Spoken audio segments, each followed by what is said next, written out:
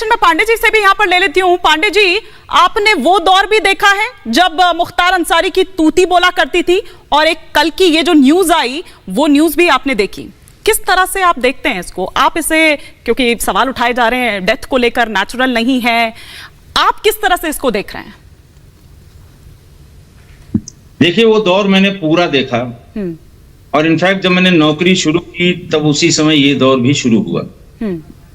बनारस की चंदौली की जो कोयले की मंडी थी, कोयला उस समय काले सोने की तरह कहा जाता था, क्योंकि उस समय ये रसोई गैस और बाकी सब चीजों का, लाइट भी बहुत अच्छी, बिजली बहुत अच्छी नहीं आती थी, तो इसलिए उसका कंजम्पशन बहुत था, उसका मार्केट बहुत जबरदस्त था। और वहीं से मुख्तार अंसारी और ब्रजेश का, उसका जो उसका पैसा लेना होता था, रंगबाजी जो उसकी लेनी होती थी, उसका जो गुंडा टैक्स वसूला जाना होता था, उसको लेके ये झगड़ा शुरू हुआ था। मैंने जब 90 में ये शुरू किया नौकरी अपनी सोनभद्र से, तो सोनभद्र की ओपन कोल फील्ड जितनी थी एनसीएल की, वहीं से ये नंबर 2 का कोयला जाता था, और एक दिन में हजार ट्रक जाता था। चंदौली के कोयला मंडी में डंप होता था, और वहां पर ये जो इसकी बोली लगती थी, उसी में ये दोनों गैंग आमने सामने हुए, और उस समय एक बहुत बड़ा हत्याकांड भी हुआ था 97 में, 23 जनवरी 97 को। विश्व हिंदू परिषद के कोषाध्यक्ष थे नंद किशोर रूंगटा, लेकिन वो बहुत बड़े कोयला व्यापारी भी थे, बहुत बड़े कोयला व्यापारी थे। इसी गुंडा टैक्स की या इसी वसूली की रकम को लेके मुख्तार अंसारी के गैंग ने या उनके स्वयं ने इनकी किडनैपिंग कर ली। किडनैपिंग के कई दिन बाद इनसे रैंसम का पैसा लिया गया, और बाद में इनकी लाश बरामद हुई। मुख्तार अंसारी के खिलाफ एफआईआर लिखाई गई। नंद किशोर रूंगटा और उनके गैंग, उनके घर वालों ने उनकी किडनैपिंग और हत्या की एफआईआर लिखी। नंद किशोर रूंगटा के लड़के हर दूसरे दिन, हर 7वें दिन एफआईआर लिखवाते थे कि मुख्तार अंसारी ने धमकाया है कि इसकी गवाही के लिए मत जाइए। मतलब मृतक के लड़के को ही ये धमकाया जाता था कि आप गवाही मत दीजिए इस केस में। मुकदमे लिखे गए, लेकिन कुछ नहीं हुआ, और ट्रायल में मुख्तार अंसारी बरी हो गया। ये वो दौर था। और एक आज का दौर है जब एटमॉस्फेयर सही हो गया, गवाही होने लगी, उस पर भी आऊंगी सर, साथ ही साथ ब्रजेश सिंह से वो जो दुश्मनी है उस पर भी आऊंगी, उस पर भी आऊंगी। एक एक कर हम सब बात करते हैं। एक क्विक रिएक्शन यहां से भी ले लेती हूँ। वेद ने फिर वही बात कह दी जिस तरह से मुख्यमंत्री जी ने कही थी। एक बार पांडे सर का रुख करती हूँ, फिर मैं वेद सर का रुख करूंगी। पांडे सर, आप थोड़ी देर पहले यहाँ पर कह भी रहे थे कि फिर इस तरह की ताकतें सिर नहीं उठा पाएगी। मैं इसलिए कह रही हूँ क्योंकि वो दौर भी आपने देखा, और अब का जो दौर देख रहे हैं आप, तो उसमें क्या आप फर्क इस तरह से देख रहे हैं कि अब इन माफियाओं को ऐसे फलने फूलने का मौका नहीं मिलेगा? देखिए हिमानी जी, मैंने आपको बताया कि उस दौर में, यानी 90 का दशक सबसे खराब दशक रहा पुलिस के लिए। 90 का दशक वही दशक था जिसमें ऐसे अपराधी फल फूल के और वो विधानसभा और लोकसभा में पहुंचे। आप किसी का नाम ले लीजिए, शहाबुद्दीन से शुरू करिए। शहाबुद्दीन है, ये मुख्तार अंसारी हैं, अतीक अहमद, हरिशंकर तिवारी हैं, वीरेन शाही हैं। और उस समय एक बड़ा हत्याकांड हुआ, बड़ा अपहरण हुआ, उसमें बरी हो गए। लेकिन अब 17 के बाद ऐसा माहौल बनाया गया कि फर्जी लाइसेंस के केस में उम्र कैद हो गई। अब बताइए कौन यहाँ फर्जी लाइसेंस, सारे अभी लाइसेंस की जांच होकर इसके साथ जितने लोग हैं सबके लाइसेंस इसने दिलवाए, और इसीलिए 100 आदमी एक साथ इसके पीछे। आपको वो तस्वीर कभी नहीं भूलनी चाहिए, या नहीं भूलेगी, जब मऊ दंगे के बाद जीप के हुड पर ऊपर बैठा हुआ, पास में असलहा लिए हुए और आगे पीछे हजार लड़के असलहे लिए हुए, और मऊ की सड़कों पर ये दौड़ा होगा। तो आप सोचिए उसके आतंक को। दूसरी बात जो अवस्थी जी बता रहे हैं, मैं बहुत ध्यान से सुन रहा हूं इनको। अवस्थी जी, जब मैं यहाँ एसपी सिटी था उस समय जेल अधीक्षक थे। देखिए, एक जो आप जेल में सुविधाओं की बात करते हैं, ये पस्त क्यों हुआ? पंजाब में, पंजाब तक जब जैसे जैसे जितनी जेलों में रहा है, 64 में से 8 मुकदमे ऐसे हैं जो इसको जेलों में रहते हुए इसके विरुद्ध कायम किए गए, यानी जेल से ये रैकेट चलाता रहा। मुझे एक इंसिडेंट और याद है, आगरा जेल में सुबेश कुमार सिंह साहब उस समय एसएसपी थे। अवस्थी जी जो बता रहे हैं, जब ये आगरा ट्रांसफर हुआ था तो इसके बैरक में इसके पास से बुलेट प्रूफ जैकेट मिले थे, प्रतिबंधित असलहों के कारतूस, असलहा तो नहीं मिला शायद, लेकिन कारतूस मिले थे। और सर वो जो एलएमजी की तीसरी बात- रिकवरी हुई, मेरे ख्याल से वो उससे पहले उत्तर प्रदेश के इतिहास में या इतिहास में कभी ऐसा नहीं हुआ होगा, और आगे भी मुझे नहीं लगता कि अभी तक ऐसा हुआ है। मैं बता तो रहा हूं कि वो जो जिस तरह की रिकवरी हुई है, एक रिकवरी जब मैं एसएसपी था लखनऊ का, तब एक रिकवरी हुई थी टालीगंज में। इसकी भाभी के यहाँ ये सूचना मिली कि साहब प्रतिबंधित हथियारों के कारतूस, ये 2015-16 की बात है, कारतूस इकट्ठा किए गए हैं। रेड कराई गई इनके भाभी के यहाँ, 1500 कारतूस मिले, और कोई ऐसा प्रतिबंधित बोर नहीं था जिसके कारतूस इसके यहाँ से बरामद नहीं हुए हैं। तीसरी जेल की बात देखिए, जेल में या बांदा जेल से क्यों घबरा रहा था वो, ये जिस जेल में जब गया उसके पीछे 5-6 लोग दफा 25 में कहीं अरेस्ट होके पहुंच गए। उनमें इनका खानसामा, इनका धोबी, इनका रसोइया, इनका मालिश करने वाला, इनका हज्जाम, ये 5-6 लोग जिनका ग्रुप था। जेल के रिकॉर्ड्स को चेक करा लें, अवस्थी जी भी जरूर जानते होंगे कि ये दफा 25 में यानी 25 आर्म एक्ट में कट्टे में पकड़े गए, जेल पहुंच गए। इनका खाना अलग से बनने लगा, जबकि जेल में अलाउड नहीं है। और जेल में जिस तरह से बुलेट प्रूफ जैकेट आगरा में बरामद की सुबेश कुमार सिंह साहब ने, हम आप अगर जाएं किसी से मिलने के लिए एज ए पुलिस अफसर, जांच पड़ताल के लिए जा रहे हैं, किसी के बयान के लिए जा रहे हैं, तो कलम को छोड़ के बाकी सब गेट पे रखवा लेते हैं। ठीक है, लेकिन वहां इसके बैरक तक ये चीजें पहुंचती थी। खाना इसका वहीं बनता था, मछली जो पाली जाती थी उससे बनवाता था, टीवी की सुविधा मिल गई थी, बताइए, मोबाइल से बात करता था। जी। और इसी मोबाइल की वजह से 8 मुकदमे ऐसे हैं वो तब कायम हुए जब ये जेल में था। ठीक है, और उसमें मर्डर के भी मुकदमे हैं, जिसमें 120 भी कई मुलजिम हैं। हमारे साथ ब्रजेश शुक्ला जी हैं, वरिष्ठ पत्रकार। उससे पहले राजेश पांडे जी का रुख करते हैं, पूर्व आईपीएस अफसर। राजेश पांडे जी, राजनीति तो उस पर हो ही रही है, अपनी अपनी बात, क्योंकि चुनाव भी है। मुख्तार अंसारी जो खुद भी राजनीति से ताल्लुक रखता था, उसका परिवार इसी में ही है, लेकिन एक समय पर आपने इसकी आपराधिक कुंडली भी बनाई, और कहा जा रहा है कि अपराध के एक युग का भी अंत हो गया मुख्तार के जाने के साथ। वो दौर क्या था, वो घटनाएं क्या थी? पुलिसिंग, राजनीति और अपराध के गठजोड़ के बगैर एक मुख्तार अंसारी जैसा आम आदमी इतना बड़ा डॉन और माफिया बन जाता है। बिल्कुल सही आस्था जी, आप बिल्कुल सही कह रही हैं। देखिए, राजनीतिक लोग पैनल में हैं, तो राजनीति से संबंधित जवाब वो दे सकते हैं, लेकिन एक अपराध के काले युग का अंत हुआ, मैं एज ए पुलिस ऑफिसर ये बात स्पष्ट रूप से कह सकता हूं। देखिए, आप इसकी जो आप जिस कुंडली की बात कर रहे हैं, इतिहास देखेंगे तो 14-15 साल की उम्र में ही इसके खिलाफ 323, 504 के मुकदमे कायम हुए थे। उसके बाद धीरे धीरे जो शुरुआत हुई असली, जहां मसल दिखाना शुरू किया, जहां एक दूसरे को ओवर पावर करने की कोशिश की गई, ये वाराणसी का जो कोयला मंडी था, चंदौली की जो कोयला मंडी थी, वहां उस जमाने में कोयला वो काला सोना कहा जाता था। तब इतना प्रचार प्रसार गैस का, रसोई गैस का, सिलेंडर का, इन सब का नहीं था, और सामान्य कामकाज के लिए भी कोयले का इस्तेमाल होता था। वहां से थोड़ी दूर या 150 किलोमीटर सामने सोनभद्र में एनसीएल की ओपन कोल फील्ड की माइंस थी। वहां सोनभद्र में पिपरी से लेकर और सिंगरौली तक वहां इलीगल कोयला आता था, मंडी में वो जमा होता था, और मंडी से उसको अलग अलग ठेके पर लोग उठा के ले जाते थे, बेचते थे। इस ठेके के कब्जे को लेकर मुख्तार और ब्रजेश और तमाम और गैंग थे, वहां ये झगड़ा शुरू हुआ। उसी समय एक बड़ा अपराध हुआ। मैं उस दौर की बात कर रहा हूं जो 90 का दौर था, बड़ा काला दौर था। विस्तार से जानेंगे उस बड़े अपराध के बारे में, लेकिन इस बीच मुख्तार अंसारी का जो शव है, जिसको बांदा से रवाना किया गया था, गाजीपुर के रास्ते में है, और उसको फॉलो लगातार कर रहे हैं हमारे सहयोगी ऋषभ मणि। एक बार फिर से रुख करते हैं, हमारे साथ पूर्व आईपीएस अफसर राजेश पांडे जी हैं, और वो हमें बता रहे हैं कि किस तरह मुख्तार अंसारी और जो तमाम गैंग थे मिलकर के अपराध को अंजाम देते थे और इतने बड़े माफिया बन गए। राजेश पांडे जी।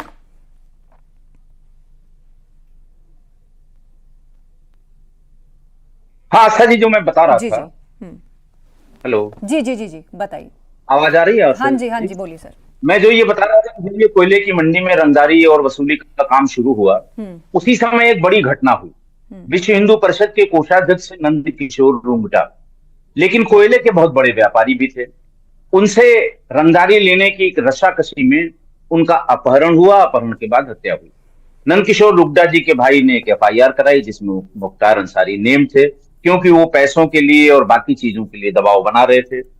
उसके बाद उनके लड़के बराबर FIR लिखाते रहे कि मेरे ऊपर मुझे गालियां दी गई, जान से मारने की धमकी दी गई कि तुम गवाही देने नहीं आओगे और गवाहों के बयान भी नहीं दोगे। तो ये वो दौर था कि ट्रायल हुआ और इसमें मुख्तार अंसारी बरी हो गए। और ऐसे एक नहीं, न जाने कितने सारे मुकदमे रहे होंगे जो सरेआम बीच चौराहों पर डंके की चोट पर इन लोगों ने अंजाम दिए, चाहे लोगों को गोलियों से भून देने की बात हो। कृष्णानंद राय हत्याकांड कोई नहीं भूल सकता, 500 राउंड गोलियां चलाई गई, इस तरह हीनियस क्राइम वहां पर किया गया, उनकी शिकायत काट करके ले गए। तो आखिर वो घटनाएं हम आपसे जानना चाहेंगे सर, जिसके कारण इसका टेरर और बढ़ा, इलाकों में अपराध और गुंडई की तूती बोलने लगी।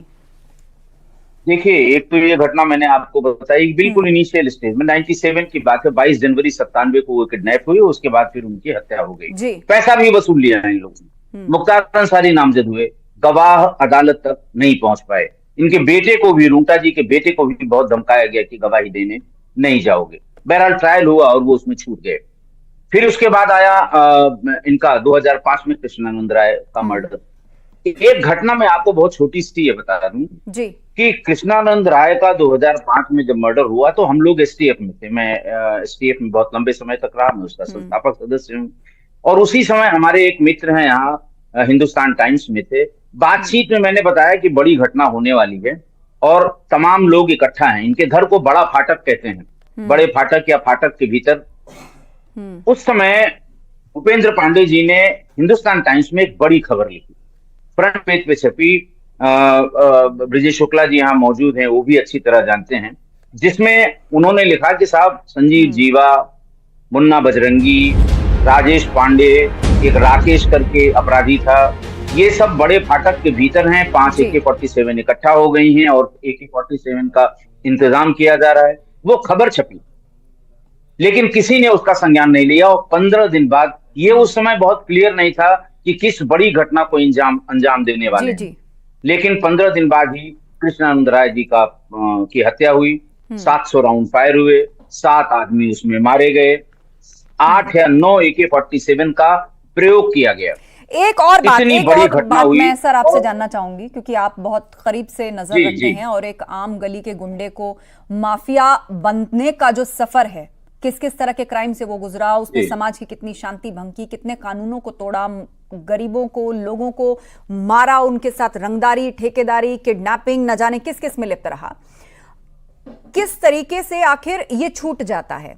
सरेआम कोई बीच चौराहे पर क्राइम करके, जिसके कम से भी कम 1 नहीं, 10 नहीं, 50 चश्मदीद हो सकते हैं, मजबूत केस की कैटेगरी में आती हैं ऐसी घटनाएं, अगर आप साक्ष्यों और चश्मदीदों के आधार पर देखें। लेकिन फिर भी इस तरह के माफिया छूट जाते हैं कोर्ट से, इसका क्या रीजन है?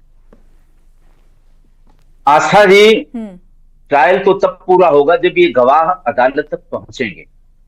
जाने कितने इसमें इसके विरुद्ध कायम किए हुए मुकदमे हैं जिसमें गवाह अदालत तक नहीं पहुंचे थे। गवाहों की हत्या हुई, गवाहों को जिसे कहते हैं कि डरा धमका के उन्हें अदालत में जाने से रोका गया और केस 10 दर केस छूटते गए। ये देखिए तब का माहौल। अब जब ये वहां से पंजाब की जेल से छूट के उत्तर प्रदेश की जेलों में आया, जेलों में वो सुविधाएं इसकी बंद हो गई, बातचीत इनकी बंद हो गई, तो उसके बाद तो एक मामूली से मुकदमे जिसमें फर्जी डॉक्यूमेंट्स पर एक शस्त्र का लाइसेंस दिया गया था, उसमें सारे गवाह उपस्थित हुए ट्रायल में और उसमें आजीवन कारावास की सजा हो गई। नंदकिशोर रुंगटा के अपहरण और मर्डर बड़ा सनसनीखेज ये मामला था उस समय 97 में, उसमें एक्विटल हो गया, लेकिन इसमें सजा हो गई। कारण उसका यही था कि एक उस समय जो जेलों में माहौल था। अब आप देखिए, कुल 64 मुकदमों में 8 मुकदमे मुख्तार के खिलाफ ऐसे हैं जो इसके जेल में रहते हुए कायम किए गए। अब आप सोच लीजिए, मतलब जेल जाने के बाद भी जो आपराधिक नेटवर्क या जो गैंगस्टरी थी वो नहीं गई। ठीक है सर, अब हमारे साथ कुछ खास मेहमान भी जुड़ चुके हैं। Rajesh Kumar Pandey ex IPS officer हैं, STF में बहुत महत्वपूर्ण भूमिका निभाई, और श्री प्रकाश शुक्ला का जो गाजियाबाद में एनकाउंटर हुआ था वो राजेश कुमार पांडे जी के नेतृत्व में हुआ था। AK जैन पूर्व DGP हैं यूपी के, हमारे साथ जुड़े हुए हैं। आप दोनों का बहुत स्वागत है सर। राजेश कुमार जी, सबसे पहले तो मैं आपसे ही समझना चाहूंगी, आपने बहुत करीब से मुख्तार अंसारी के आतंक को देखा है। किस तरह की शख्सियत थी, किस तरह का आदमी था वो, और कैसे अपराध की दुनिया में अपना इतना बड़ा साम्राज्य खड़ा करने में कामयाब रहा? Thank you Priya ji. मैं जैन सर का अभिवादन करता हूं, जय हिंद करता हूं उनका। धन्यवाद। देखिए, आप तो वैसे इसकी हिस्ट्री सब बता ही रहे हैं, सब लोग कब शुरू किया, कैसे शुरू किया। इसने 13-14 साल की उम्र से ही पहली बार 323, 504 के मुकदमे इसके ऊपर लगाए गए थे। उसके बाद जब इसने शुरू किया था, जब हम लोग एसटीएफ में जब पहुंचे हैं, एसटीएफ का गठन जब 98 में शुरू हुआ और 90 के दशक में ही इसने अपने अपराध को बिल्कुल एक सिरे तक, ऊंचाई तक पहुंचा दिया था। चंदौसी, जो बनारस की एक कोयले की बहुत बड़ी मंडी है, उस समय एनसीएल के ओपन कोल फील्ड से नंबर 2 का कोयला आता था मंडी में, उसको इकट्ठा किया जाता था और उसी में रंगदारी, गुंडा टैक्स और ये सब चीजें वसूली जाती थी। तब पहली बार मुख्तार अंसारी और ब्रिजेश का वहां विवाद हुआ। उस जमाने में 97 की बात है, नंद किशोर रुंगटा विश्व हिंदू परिषद के कोषाध्यक्ष हुआ करते थे और उनका उसी कोयले का बहुत बड़ा व्यापार था, उसी मंडी में उनका कोयला आता था, बहुत बड़े कोयले के व्यापारी थे। इसी रंगदारी और पैसे वसूली और आपसी झगड़े के चक्कर में 97 में उनका अपहरण हुआ। अपहरण के बाद उनकी हत्या हो गई। मुख्तार अंसारी उसमें नामजद हुए, विवेचना हुई, ट्रायल हुआ और मुख्तार अंसारी बरी हो गए जी, बरी हो गए। उस जमाने में उनके केसेस में, जैसे रूंगटा साहब के बेटे ने कई जगह ये मुकदमा लिखवाया कि साहब हमें धमकाया जा रहा है कि गवाही देने मत आना, फला गवाह को रोक लो, वो क्यों आ रहा है। इस तरह के कई मुकदमे कई जगह रूंगटा साहब के भाई ने और रूंगटा के लड़कों ने लिखवाया, लेकिन कोई सुनवाई नहीं हुई। ये आप व्यवस्था क्या थी आप समझ सकते हैं और किस व्यवस्था के तहत ऐसा हुआ होगा। दूसरी घटना मैं आपको बता दूं कि जब ये कृष्णानंद राय का मर्डर हुआ 2005 में, हम लोग सब एसटीएफ में थे, ट्रैक किया जा रहा था, लोकेशन मिल रही थी और इसी बीच में यहां एक अंग्रेजी के प्रसिद्ध दैनिक ने एक खबर लिखी कि साहब फाटक यानी कि जो मुख्तार अंसारी का घर था, कि फाटक में इस समय संजीव जीवा, मुन्ना बजरंगी और 10-12 लोगों के नाम थे उसमें, और यह खबर बाईलाइन छपी थी कि ये लोग यहां पर हैं, किसी बड़े अपराध की तैयारी हो रही है, लेकिन कोई कार्रवाई नहीं हुई और इस खबर के छपने के 15 या 16 दिन बाद कृष्णानंद राय की हत्या हो गई। जब सीबीआई ने इसकी इन्वेस्टिगेशन शुरू की तो उस अखबार के उस पत्रकार से यह पूछा गया कि भाई इतनी सटीक खबर, यही लोग एफआईआर में बाद में नेम्ड हुए, यही आपने लिखा था कि साहब AK-47 इकट्ठा की जा रही हैं, यही लिखा था कि ये फाटक के भीतर सब लोग इस समय मौजूद हैं, ये सूचना आपको मिली कहां से? खैर, उन्होंने बताया कि साहब हमारे कांटेक्ट हैं, हमारे जो लोग हैं उन्होंने मुझे बताया है। और फिर ये अखबार की कटिंग सीबीआई के इन्वेस्टिगेशन का पार्ट बनी। और आप जानते होंगे उसमें 7 AK-47 इस्तेमाल की गई, 700 राउंड फायर किए गए, 7 आदमियों की मृत्यु हुई। और मतलब उस अकेली घटना ने, उसके बाद इसकी दहशत फैलती चली गई। उसी समय ये नया 96 में विधायक हुआ और कृष्णानंद राय का मर्डर भी सिर्फ इसीलिए हुआ क्योंकि उसने अंसारी परिवार के कैंडिडेट को हरा के पहली बार उनकी सत्ता को चुनौती देके विधायकी का चुनाव जीता था। उसके बाद तो लगातार इसने अपने गैंग को फैलाया जगह जगह। एक और आपको बताएं, ये जेलों से, जैसे कुल 64 मुकदमों में 8 एफआईआर ऐसी हैं जो उस समय की ही जब ये जेल में था, यानी जेल में रहते हुए जो अपराध हुए थे उसकी 8 एफआईआर हैं। इतना ये जेलों में कंफर्टेबल रहा करता था। एक घटना मैं आपको और बता दूं इसी सिलसिले में, आगरा की जेल में उस समय आगरा के एसएसपी थे सुभेश कुमार सिंह साहब। ये सूचना मिली कि साहब ये जेल में असलहे और बुलेट प्रूफ जैकेट दोनों इसने रखी हैं। रेड हुई, एसएसपी साहब खुद रेड में गए और बुलेट प्रूफ जैकेट इसके बैरक में इसके पास से बरामद हुई। मतलब अगर आप किसी कैदी से मिलने जा रहे हो तो गेट पर ही आपके चश्मा, कलम, बेल्ट, बीड़ी, सिगरेट सब रखवा लिया जाएगा, लेकिन बुलेट प्रूफ जैकेट के साथ वो वहां पर पकड़ा गया था या उसके पास से बरामद हुई थी। यही वजह है कि जब ये पंजाब से इसको यहां लाने के लिए सरकार ने कोशिश की और उसे सुप्रीम कोर्ट तक जाना पड़ा, तो वो आना नहीं चाहता था, क्योंकि वो सुविधाएं यहां उपलब्ध नहीं होंगी। उस समय दौर कुछ दूसरा था। अब दौर की बात सोच लीजिए कि 90 के दशक में, 97 में नंदकिशोर रूंगटा के अपहरण और मर्डर के ट्रायल में बरी हो गया, और जब परिस्थितियां और स्थितियां सही हुई, गवाहों ने बयान देना शुरू किया, तो अभी हाल में महीने भर पहले एक फर्जी लाइसेंस, शस्त्र लाइसेंस बनवाने में इसे उम्र कैद की सजा हो गई। इतना अंतर था वो जमाने में या वो समय में, 90 के उस दशक में और आज में। बिल्कुल राजेश पांडे साहब, मैं आपसे डाउनफॉल को लेकर भी बात करूंगी कि हम लगातार मुख्तार अंसारी अपराध की दुनिया का इतना बड़ा नाम कैसे बना, इस पर चर्चा कर रहे हैं। राजेश कुमार जी, अगर मैं 2021 के बाद डाउनफॉल की बात करूं, जब पंजाब रोपड़ जेल से प्रत्यर्पण कर बांदा जेल लाया गया और तमाम तरह के ड्रामे हुए, सुप्रीम कोर्ट तक सरकार को जाना पड़ा, डाउनफॉल कैसे शुरू हुआ? देखिए, जैसा मैंने आपको बताया कि उसको पंजाब की जेल से उत्तर प्रदेश की जेलों में लाने के लिए कितने पापड़ बेलने पड़े, ये सारे देश के सामने है कि वो आना नहीं चाहता था और सरकारी तंत्र उसके पीछे लगा हुआ था। हमारी सरकार, जो वर्तमान सरकार है, ये चाहती थी कि हमारे यहाँ का केस है, हमारे यहाँ शिफ्ट किया जाए।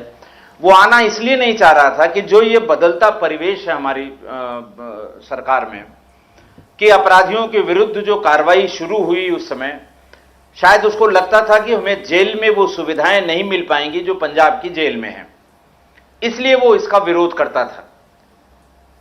वो यहां की जेलों में ट्रांसफर हुआ। देखिए, जब यहां वो आया है जेल में, उसके बाद से कोई ऐसी एफआईआर नहीं हुई है जो उसके जेल में रहते हुई हो, जबकि इसके पहले 8 मुकदमे ऐसे कायम हुए थे जो जेल में रहते हुए किए गए अपराधों से संबंधित थे। आप इससे अंदाज लगा लीजिए कि क्यों नहीं आना चाहता था। और जिस दिन से आया कि साहब उस दिन से मुझे साहब ये तकलीफ है, मुझे वो तकलीफ है, फलाने हैं, ढकाने हैं, वो सिर्फ इसलिए। देखिए, जेलों की सुविधाओं के बारे में मैं आपको बता दूं, उत्तर प्रदेश की जेलों में ये जब रहा, 3-4 लोग इसके वहां पहुंचते ही दफा 25 में, यानी 25 आर्म्स एक्ट में कट्टा लिए हुए बंद हो जाते थे। इनके लोगों ने उन्हें बंद कराया और बंद करा के वो जेल चले गए। जेल पहुंच गए तो उसमें कोई इसका रसोइया होता था, कोई इसका हज्जाम होता था, कोई इसका मालिश करने वाला होता था। ये 25 में चले गए। सामान्य रूप से 25 आर्म्स एक्ट में, जिसमें आप कट्टे के साथ या चाकू के साथ गिरफ्तार हुए हैं, हफ्ते 10 दिन में इसकी जमानत हो जाती है। लेकिन इनकी जमानत तब तक नहीं होती थी जब तक मुख्तार उस जेल में रहा करता था। मैं इसी लखनऊ जेल की बात कर रहा हूं। मैं यहीं तैनात था, एसपी सिटी था मैं यहीं पर, यहीं सीओ हजरतगंज था। यही खबर आती थी कि साहब 5-6 लोग हैं, सुबह शाम इसका खाना बनाते हैं, जेल का खाना नहीं खाता है, वो इसकी मालिश करते हैं। और जैसा अभी जैन सर ने बताया, बाकायदे एक आसन सा बना होता था जिसपे ये अपने लोगों की मीटिंग करता था, ये सब जेल के भीतर। ये सुविधाएं वर्तमान परिप्रेक्ष्य में जो उत्तर प्रदेश में इस समय अपराधियों के विरुद्ध जो अभियान चलाए जा रहे हैं, वो संभव नहीं थी, कतई संभव नहीं थी। आप बता दीजिए, ये तो मैंने इस बीच में जो पिछले 5-6 सालों से पंजाब से आने के बाद वो यहां के जेलों में हैं, इस तरह की कोई बात नहीं आई। जबकि पिछले 14-15 सालों से वो जेलों में इधर उधर विचरण कर रहा है। उत्तर प्रदेश की जेलों में ये गया, 5 आदमी दफा 25 में फौरन इसके पीछे पीछे गए। वहां इसका खाना बना रहे हैं, कपड़ा साफ कर रहे हैं, कपड़ा प्रेस कर रहे हैं, टीवी की सुविधा है, कूलर की सुविधा है, हो सकता है कहीं एसी की भी सुविधा मिल गई हो। बिल्कुल। और देखिए लॉ एंड उत्तर ऑर्डर प्रदेश को में आते लेकर ही इसका डाउनफॉल शुरू हुआ। बिल्कुल मुख्तार अंसारी को लेकर बड़ी खबर आ रही है। किसी भी वक्त मुख्तार अंसारी के शव को बांदा से लेकर गाजीपुर जाया जाएगा। मुख्तार अंसारी का परिवार बांदा मेडिकल कॉलेज में इस वक्त मौजूद है। Mr. Pandey is a former IAS and founder member of the UPSTF. Former IPS. Mr. Pandey, can you hear me? Yes, I can hear you. I'm hearing you. My straight Arnabji. question to you today is, Mr. Pandey. Many people don't know, many youngsters, many people below the age of 30 today, 30, 35, may not know the details about Mukhtar Ansari. I think it's important for people to know. If I'm telling people tonight on the program that there was a time, viewers in this country, 15 to 20 years back, when gangsters and underworld dons had joint ventures with politicians, you could rape, extort, kill at will. This is a reality. और इस पे तारिक लारी को गुस्सा होने की कोई जरूरत नहीं कि सच्चाई तो मिस्टर पांडे बोलेंगे। Mister Pandey, is this true और not? You are a founding member of the UPSTF. Can you tell me what the situation was at that time? क्या आप बोलने नहीं दे रहे हो? मैं तो Yes, बिल्कुल अर्नब जी, आपको आप बिल्कुल बोलने सही दूंगा। कह रहे पांडे हैं। जी की बात सुन लीजिए मान्यवर। अर्नब जी, आप बिल्कुल सही कह रहे हैं। देखिए 90 का दशक, 90s की बात मैं कर रहा हूं। 90 के दशक में पुलिस बहुत बैकफुट पे थी। 90 के दशक में मोबाइल फोन नहीं थे। 90 के दशक में सीसीटीवी कैमरे नहीं थे। इन्वेस्टिगेशन प्रॉपर जैसे होनी चाहिए नहीं होती थी। मैनुअल जो आपके गवाह थे वो कोर्ट तक पहुंच नहीं पाते थे। आप सिर्फ इसी से समझ लीजिए कि 17 साल की उम्र में पहला मुकदमा लिखा गया था मुख्तार अंसारी के खिलाफ और पहला कन्विक्शन 44 साल बाद 2022 में हुआ। एक और ग्लेरिंग एग्जाम्पल मैं आपको बताऊं कि जब ये पहला जब कोयले को ब्लैक गोल्ड कहते थे उस जमाने में, मैं 90s की बात कर रहा हूं। मैं तैनात था उस समय सर्किल ऑफिसर सोनभद्र में। सोनभद्र की ओपन कोल फील्ड्स जो एनसीएल की थी, वहां से कोयला भर भर के नंबर 2 का चंदौली की कोयला मंडी में आता था। वहां उनकी रंगदारी के लिए डिफरेंट ग्रुप्स में आपस में राइवलरी शुरू हुई। राइवलरी इस हद तक पहुंच गई कि 22 जनवरी 1997 को विश्व हिंदू परिषद के कोषाध्यक्ष नंद किशोर रूंगटा, जो इत्तेफाक से बहुत बड़े कोयला व्यवसायी भी थे, इन ग्रुप्स ने जब उनके ऊपर रंगदारी के लिए और तमाम चीज के लिए प्रेशराइज करना शुरू किया, मुख्तार अंसारी ने उनको किडनैप करवाया। मैं एफआईआर की बात कर रहा हूं। पहले वो किडनैप हुए, उसके बाद उनका मर्डर हो गया। मर्डर के बाद चार्जशीट हुए, चार्जशीट के बाद ट्रायल हुआ। नहीं, उनका लड़का बार बार पुलिस को ये कंप्लेन करता रहा कि साहब मुझे और गवाहों को धमकाया जा रहा है, जान से मारने की धमकी दी जा रही है और हमें अदालत तक पहुंचने नहीं दिया जा रहा है। 5 मुकदमे लिखवाए उसने, लेकिन फाइनली क्या हुआ, ट्रायल में ये बरी हो गए मुख्तार अंसारी। वहां से जो ये रार शुरू हुई है और जो लोग भी हैं वो उस समय का जो भी सिस्टम था या जो भी लोग थे शासन सत्ता में, उनके वरदहस्त का भी सुन लीजिए। एक और एग्जांपल, मैं एसटीएफ में ही था। एसटीएफ में मैं मुख्तार अंसारी को पूरे गैंग के साथ परसू कर रहा था। Hats off to Shailendra Singh. Shailendra Singh को एलएमजी रिकवर करने के लिए, कोटा लगाने के लिए इस कदर फोर्स किया उस समय की गवर्नमेंट ने कि 15 दिन बाद उसे पुलिस सर्विस से रिजाइन करना पड़ा। यही उसकी परेशानी का अंत नहीं हुआ, उसे सरकारी मकान तुरंत खाली कराया गया, किराए के मकान लेने से रोका गया। जहां जहां वो किराए का मकान लेने जाता था, इसके गुर्गे पहुंच के उसका जो बयान रोते समय, एक ऐसा उस समय का बहुत ही ब्राइट मेरे साथ पोस्टेड था, बहुत ही ब्राइट अफसर था, बहुत ही ऑनेस्ट अफसर था। ऑनेस्टी उसकी आज तक, इस घटना के इतने दिन बाद तक भी उसकी ऑनेस्टी जिसको देखनी है वो जाके देख सकता है। लेकिन उसे इतना प्रताड़ित किया गया सिर्फ इसलिए कि एलएमजी उसने मुख्तार से रिकवर की थी, मुख्तार के लोगों से, और उस एलएमजी का इस्तेमाल कृष्णानंद राय के मर्डर में किया जाना था। एलएमजी के रिकवर होने से जम्मू कश्मीर से वो चोरी से लाई गई थी। ये केस सब लोग जानते हैं, आप नेट पे ढूंढ लीजिए, आपको पता लग जाएगा। और उस डिप्टी एसपी की जिंदगी को नरक बना दिया गया जी।